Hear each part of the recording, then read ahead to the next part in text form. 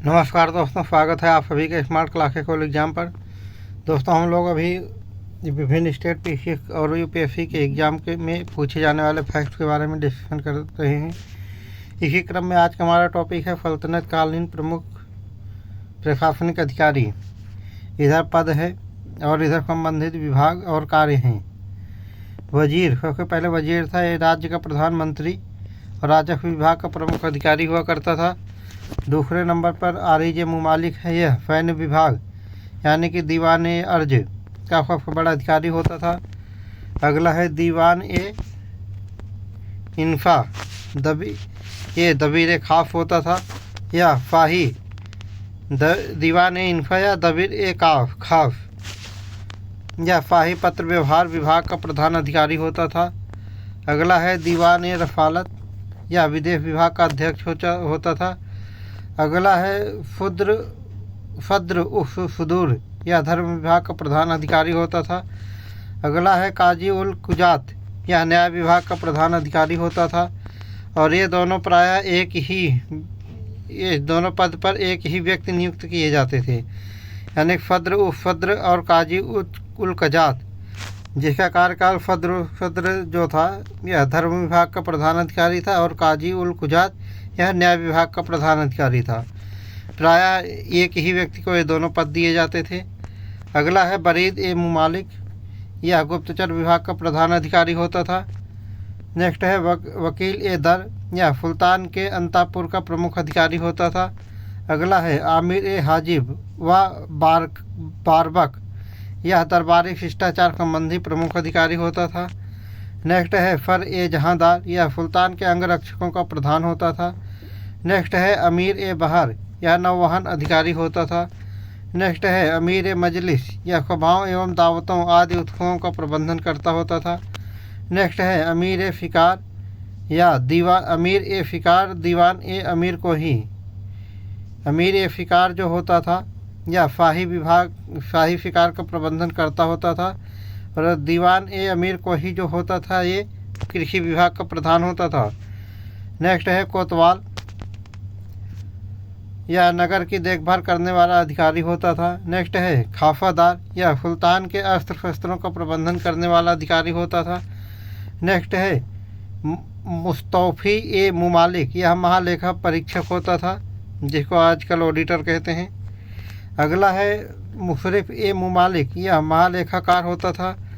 Next है दीवान ए रियासत या बाजार नियंत्रण व्यवस्था को कार्यान्वित करने वाला अधिकारी होता था। नेक्स्ट है दीवान ए बंदगान, यह दाफों गुलामों की देखरेख करने वाला होता था। अगला है दीवान ए खैरात, यह दान विभाग का प्रमुख अधिकारी होता था। अगला है दीवान ए इमारात, यह लोक निर्माण विभाग का प्रमुख अधिकारी होता था। नेक्स्ट है दीवान ए मुस्तखराज, यह बकाया राजा को वसूली करने वाला अधिकारी होता था। अब जानेंगे सल्तनत कालीन शासकों द्वारा स्थापित विभाग और पद। इधर विभाग पद है, इधर इसके काम क्या हैं और इधर है इसके संस्थापक कौन हैं। नाइब ए मुमलिकात, इसका कार्य था प्रशासन का संचालन करना और इसके संस्थापक थे बहराम शाह। दीवान ए अर्ज, इसका कार्य था सैन्य विभाग को देखना और इसके संस्थापक बलवंत थे। ख्वाजा इसका कार्य था, ख्वाजा का कार्य था आय व्यय का सही पता लगाने के लिए ये कार्य करता था और इसके संस्थापक बलवंत थे। दीवान ए मुस्तखराज, इनका कार्यकाल था बकाया राजा को वसूली हेतु कार्य करना और ये इसके संस्थापक अलाउद्दीन खिलजी थे। दीवान रियासत का कार्यकाल था आर्थिक मामलों की देखरेख करना, इसके संस्थापक अलाउद्दीन खिलजी थे। नेक्स्ट है परवान नवीस, इसका कार्य था परमिट देने वाला अधिकारी होता था ये परवाना नवीस, इसके संस्थापक अलाउद्दीन खिलजी थे। दीवान ए अमीर को ही, यह कृषि विभाग की देखरेख करता था, इसके संस्थापक मोहम्मद बिन तुगलक थे। वली, यह प्रांतपति होता था, इसके संस्थापक मोहम्मद बिन तुगलक थे। दीवान ए बंदगान, यह दाफों की देखरेख करता था, इसके संस्थापक फिरोज शाह तुगलक थे। दीवान ए खैरात, यह दान विभाग था, इसके संस्थापक फिरोजशाह तुगलक थे। दीवान इस्तिहाक ये पेंशन विभाग था, इसके संस्थापक फिरोजशाह तुगलक थे। वकील ए दर यह शाही गृहस्थी का नियंत्रण तथा पर्यवेक्षक था, इसके संस्थापक तो यहाँ लिखा नहीं है। दारुल फफा यह चिकित्सा विभाग था, इसके संस्थापक फिरोजशाह तुगलक थे। सहना ए मंडी ये बाजार व्यवस्था थी, इसके संस्थापक अलाउद्दीन खिलजी थे। ये आज का पूरा डिस्कशन ही बहुत बहुत बहुत इम्पोर्टेंट है। 10 बार इम्पोर्टेंट कहोगे तो ये 10 बार है, तो इसीलिए पूरे चैप्टर को ही बहुत ध्यान से पूरी वीडियो को बार बार कई बार देखना है जब तक ये रट न जाए। एग्ज़ाम में यहाँ के बहुत ज़्यादा प्रश्न पूछे जाते हैं। अगला है सुल्तान कालीन अन्य पदाधिकारी आमिल। आमिल साधारणतया ग्रामों में भूमि कर वसूल करने वाला पदाधिकारी होता था। काजी शरा के अनुसार मुकदमों का निर्णय करने वाले न्यायाधीश को काजी कहते थे। कारकुन भूमि कर का हिसाब किताब रखने वाले को कारकुन कहते थे।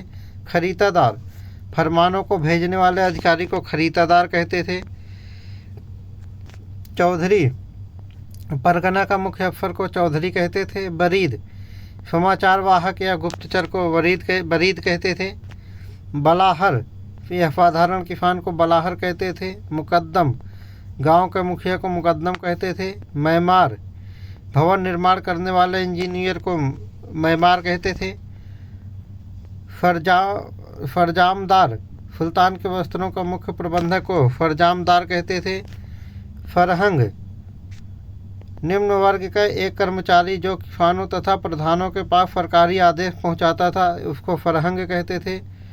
वकीलदार शाही महल तथा सुल्तान के विशेष कर्मचारियों का प्रबंधन करने वाले सबसे बड़े अधिकारी को वकीलदार कहते थे। खुद ग्राम अधिकारी को खुद कहते थे। अमीर ए हाजिब राजसभा का प्रभारी अधिकारी को अमीर ए हाजिब कहते थे। मुहतसिब नगर पालिका के नियमों का व्यवस्थापक को मुहतसिब कहते थे। नवीशंदा ये लिपिक या क्लर्क को नवीशंदा कहते थे। मुतफर्रिफ शाही कारखाना प्रभारी को मुतफर्रिफ कहते थे। अब देखेंगे सल्तनत कालीन सैन्य व्यवस्था। आमिर आरिज ए मुमालिक यह सैन्य विभाग का सबसे बड़ा अधिकारी होता था। सर ये जहांदार ये सुल्तान के अंगरक्षकों का प्रधान होता था। अमीर ये आखुर ये अफसाला का अध्यक्ष होता था। सहना ये पील हो गए या हस्ती सेना या हाथी सेना का अध्यक्ष होता था। अमीर ये बहर या नौकाओं की व्यवस्था करने वाला अधिकारी होता था। पायक या पैदल सैनिक का अधिकार होते थे। पैदल सैनिक को पायक कहते थे। कोतवाल दुर्ग के प्रमुख अधिकारी को कोतवाल कहते थे। अब सैन्य वर्गीकरण है सल्तनत काल के, देख लेते हैं। हक्म ए कल्ब ये केंद्रीय सेना होती थी। सवार ए कल्ब ये केंद्रीय घुड़सवार सेना होती थी। हक्म ए अतरफ ये प्रांतीय सेना होती थी। वजहिफ ये स्थायी सैनिक होते थे। गैर वजहिफ ये अस्थायी सैनिक होते थे। अमीर ए दाह 10 सैनिकों के सेना नायक को अमीर ए दाह कहते थे। अमीर ए फदा 100 सैनिकों के सेना नायक को अमीर ए फदा कहते थे। अमीर ए हजारा 1000 सैनिकों के सेना नायक को अमीर ए हजारा कहते थे। अमीर ए तुमन 10,000 सैनिकों के सेना नायक को अमीर ए तुमन कहते थे। फरलेख 10,000 घुड़सवारों के प्रधान को फरलेख कहते थे। सिपाह सालार 10 फरलेख या 100 घुड़सवारों के प्रधान को सिपाह सालार कहते थे। अमीर 10 सिपाह सालार या 1000 घुड़सवारों का प्रधान को अमीर कहते थे। मलिक 10 अमीर या 10,000 घुड़सवारों के प्रधान को मलिक कहते थे। खान 10 मलिक या 1 लाख घुड़सवारों के प्रधान को खान कहते थे। सुल्तान 10 खान का प्रधान ये सर्वोच्च सेनापति होता था। सुल्तान सल्तनत काल के आर्थिक शब्दावली के बारे में जानेंगे। आइए जानेंगे यहाँ पे। अबवाब या अतिरिक्त कर को अबवाब कहते थे। खिदमती अधीनस्थ भारतीय राजाओं से प्राप्त कर को खिदमती कहते थे। इजारा लगान वसूली में ठेकेदारी की प्रथा को इजारा कहते थे। बटाई गल्ला बख्शी भावोली किस्मत गल्ला फसल में सरकारी हिस्से के निर्धारण की पद्धतियाँ थी ये सब। मुक्ताई नस्क कनफूत कनकूत मुक्ताई नफ्क कनकूत लगान निर्धारण की मिश्रित पद्धतियाँ थी ये। फोनधार या तकाबी ये ऋण को कहते थे। गज सिकंदरी सिकंदर लोदी द्वारा प्रचलित भूमि की पैमाइश वाला गज था ये। घरी अलाउद्दीन खिलजी द्वारा प्रचलित घर या मकान पर लगने वाले कर को घरी कहते थे। चराई अलाउद्दीन द्वारा प्रचलित पालतू पशुओं चारागाहों पर लगने वाले कर को चराई कहते थे। मिल्क संपत्ति को मिल्क कहते थे। इनाम या इजरारात वृत्तियाँ को इनाम या इजरारात कहते थे। वक्फ धर्मार्थ निधि को वक्फ कहते थे। इक्ता या अक्ता वह भूमि जिसकी आय सेना के फौजदारों को सेना के रखने तथा उसका उचित प्रबंध रखने के लिए दी जाती थी या हस्तांतरणीय थी। खिदमती ये निश्चित कर को खिदमती कहते थे। हक फर्ब जल कर को हक फर्ब कहते थे। किस्मात कृषि संबंधी उपकर को किस्मात कहते थे। उफलूब ये अधिनियम को उफलूब कहते थे। उफ्र मुसलमानों के लिए जाने वाला भूमि कर को उफ्र कहते थे। यह उपज का 1/10 अथवा 1/20 होता था। खराज गैर मुसलमानों के लिए जाने वाले भूमि कर को खराज कहते थे। यह उपज का 1/3 से 1/2 भाग तक होता था। खम्फ लड़ाई में हासिल किया गया लूट का माल को खम्फ कहते थे। इस्लामी कानून के अनुसार लूट के माल का 1/5 भाग शाही खजाने में तथा शेष 4/5 भाग सैनिकों में बढ़ जाता था। जकात मुसलमानों के लिए जाने वाले धार्मिक कर को जकात कहते थे। यह 2.5% तक होता था। जजिया गैर मुसलमानों के लिए जाने वाले कर को जजिया कहते थे। आमिल साधारणतया ग्रामों में भूमि कर वसूल करने वाले पदाधिकारी को आमिल कहते थे। इतलाकी वह भूमि जिसका प्रबंध सुल्तान अपने द्वारा नियुक्त किए हुए कर्मचारियों से करवाता था। इदरार विद्वानों तथा धार्मिक लोगों को दी जाने वाली आर्थिक सहायता को इदरार कहते थे। कारकुन भूमि कर का हिसाब किताब रखने वाले लिपिक को कारकुन कहते थे। खालसा भूमि वह भूमि जिसका प्रबंध सुल्तान की ओर से होता था और जिससे होने वाली आय केंद्रीय सरकार के लिए सुरक्षित रहती थी। जिम्मी जजिया करके अदा करने वाले लोगों को जिम्मी कहते थे। जीतल 1 तोले के 1.3/4 तोले तक के तांबे के सिक्के को जीतल कहते थे। टंका मुख्य मुद्रा की इकाई टंका थी जो 1 तोले सोने या चांदी का होता था। दीनार सोने का एक सिक्का जो लगभग 96 जौ के बराबर होता था। फवाजिल या फाजिल अधिशेष भू राजस्व को फवाजिल या फाजिल कहते थे। बंजारा घुमक्कड़ अनाज व्यापारी को बंजारा कहते थे। इनको कार बानियान भी कहते थे। बलाहार साधारण किसान को बलाहार कहते थे। मफरूज संभवतः वह जमीन जो किलों की सेना के खर्च के लिए नियत कर दी जाती थी उसको मफरूज कहते थे। जैसे आज का रक्षा बजट है उस तरीके का। अगला है मफाहत भूमि की पैमाइश को मफाहत कहते थे। मुतखर्रीफ गांवों में किसानों के भूमि कर वसूल करने वाले अधिकारी को मुतखर्रीफ कहते थे। मुफरिफे ममालिक राज्य का महालेखाकार जो राज्य की आय पर नियंत्रण रखता था। मुस्तौफी राज्य के हिसाब किताब की जांच करने वाले अधिकारी को मुस्तौफी कहते थे। अमलाक अथवा मिल्क वह भूमि होती थी जिसे धर्म संबंधी तथा अन्य दान के कार्यों के लिए प्रदान किया जाता था और यह पिता के पुत्र को पहुंचती रहती थी। सल्तनत कालीन कारखानों के बारे में जानेंगे। ये राबिते कारखाने और रातिबी कारखाने और गैर रातिबी कारखाने।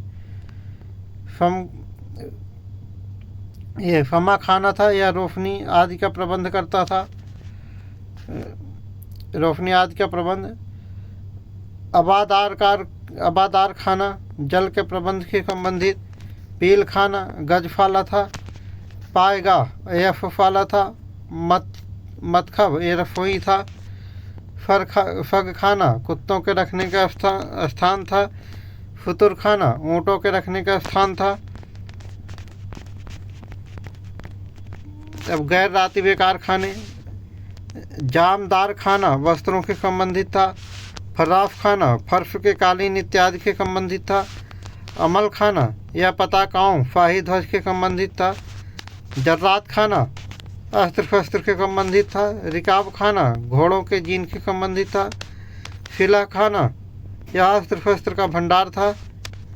जवाहर खाना रत्नों के संबंधित था।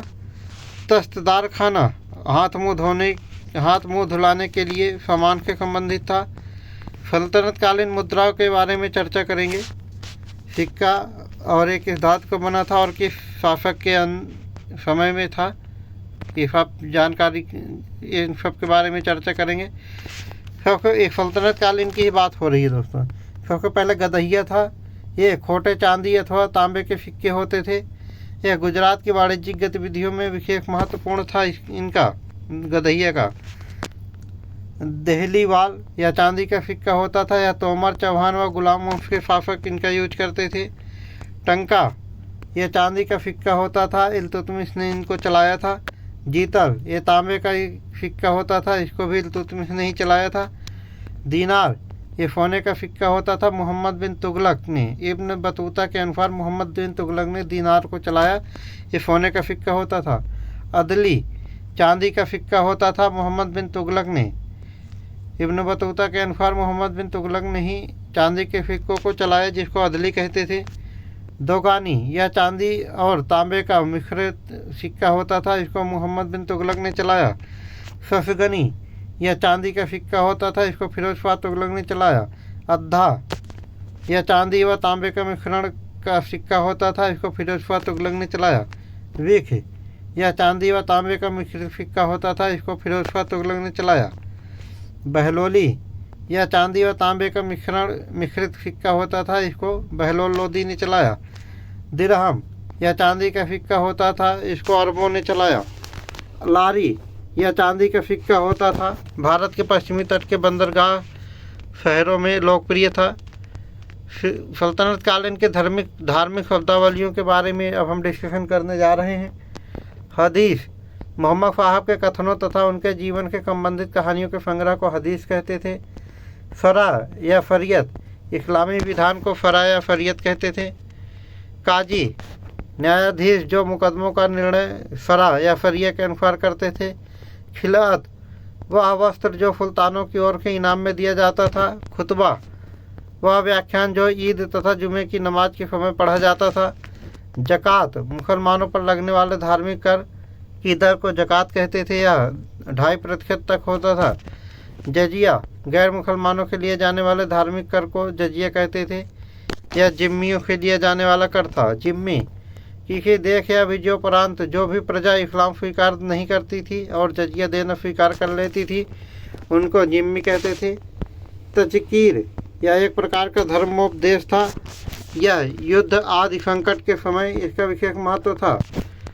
तफसीर कुरान का अनुवाद तथा समीक्षा को तफसीर कहते थे। फतवा किसी समस्या का फरा या फरिया के अनुसार निर्णय को फतवा कहते थे। यह मुफ्ती के मतों के अनुसार ये बात है। फ़िक़ा इस्लामी धर्म नीति के ज्ञान को फ़िक़ा कहते हैं। मिल्क विद्वानों को तथा धार्मिक कार्यों के लिए प्रदान किए जाने वाली भूमि जो वंशानुगत होती थी उसको मिल्क कहते थे। मुहतसिब समस्त गैर इस्लामी बातों को रोकने वाले अधिकारी को मुहतसिब कहते थे। वक्फ वह धन संपत्ति अथवा भूमि जो धार्मिक कार्यों के लिए सुरक्षित कर दी जाती थी उसको वक्फ कहते थे। सदका एक प्रकार का दान जैसे ईद का दान आदि धार्मिक कर को सदका कहते थे। फद्र उफ फुदूर के अधीन धार्मिक न्याय तथा शिक्षा संबंधी कार्यों की देखरेख करने वाले को फद्र कहते थे। मंसूर खलीफा अथवा प्रदत्त मान्यता पत्र। मदरसा इस्लामी शिक्षा के उच्च केंद्र को मदरसा कहते थे। मकतब इस्लामी शिक्षा के प्राथमिक केंद्र को मकतब कहते थे। नवरोज नव वर्ष की ईरानी उत्सव जिसे बलबन के दरबार में प्रचलित किया गया था नवरोज कहते हैं। पूर्व मध्यकालीन चलो इसको हम बाद में देखेंगे दोस्त। एक मिनट इसको देख लेते हैं। पूर्व मध्यकालीन साहित्य, चलो इसको बाद में ही देखेंगे क्योंकि वीडियो बहुत बड़ी हो जाएगी। कल फिर मिलते हैं दोस्तों इसी चैनल पर नेक्स्ट वीडियो के साथ। तब तक के लिए जय हिंद।